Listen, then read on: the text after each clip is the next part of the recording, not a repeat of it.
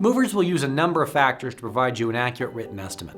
Now, the cost of your move is influenced by things like the time of year, the distance you're going to travel, and the size of your entire shipment. But how do moving companies know how big your shipment will be when you get your written estimate? I mean, how do they figure out the shipment size before move day? Well, let's start with the written estimate. And to talk about that, we'll talk about pounds versus cubic feet. An easy to identify part of the written estimate is the itemized inventory, or the cube sheet. It's drawn up after your initial walkthrough with an estimator and summarizes everything that the movers will end up transporting. Now, this document is really important because it tells you two essentials. First, what your movers will handle on moving day, and second, how your moving company will measure the size of your shipment. So if you notice something is missing from your inventory or cube sheet, make sure to get in contact with your estimator and update them so that it's accurate. And this will ensure that your written estimate accurately calculates what you'll pay on moving day. Also, if you've got an itemized inventory, your shipment is likely to be measured according to weight.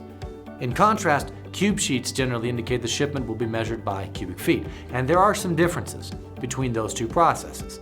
For example, measuring a shipment's weight is a decades-old method for accurately calculating the cost of transporting household goods, and it's the only method that is verified by the Department of Transportation.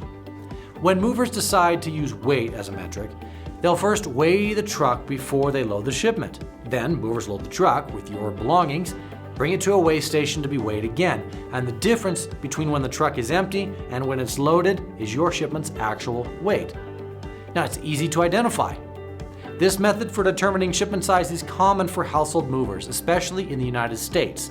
As it's processed or regulated through the Department of Transportation, it's easy for customers to verify how much their shipment actually weighed with weight tickets. However, unreputable movers can manipulate the system to increase prices, and though it's not common, they can forge weight tickets or weigh down trucks with items not part of the customer's shipment. It's one reason why you want to look for reputable movers. But then there's moving companies who will determine a shipment size on move day using cubic feet measurements. This multiplies the length, width, and height of the loaded shipment together. And then they can calculate transportation costs for billing. And some trucks are even marked with measurement indicators so that movers can accurately assess a shipment's overall size. Now, for those new to the moving industry, cubic feet measurements seem less accurate than that of weight measurements. They're not typically backed by the Department of Transportation, though they are used more commonly internationally. Shipments are measured by the movers themselves. And there do exist situations in which unreputable movers will find ways to overcharge. Things like poorly packed boxes or disorganized loading practices will increase the cubic feet of your shipment and then increase the overall cost. So what does it mean when it comes to choosing a mover? Well, I like to think that the focus should really be on working with movers you can trust. Make sure you go for a company with a reputation that you feel confident in. Whether it's moving down the road or starting a journey across the country or to another country, you're entrusting a moving company to make that easier and safer for you.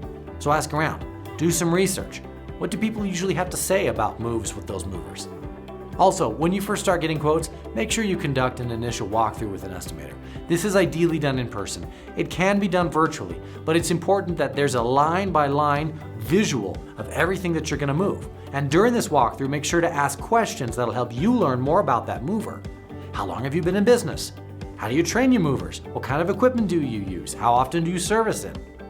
The initial walkthrough is your opportunity to meet with and better understand how that mover operates, and it'll help you pick the best fit for you and your situation.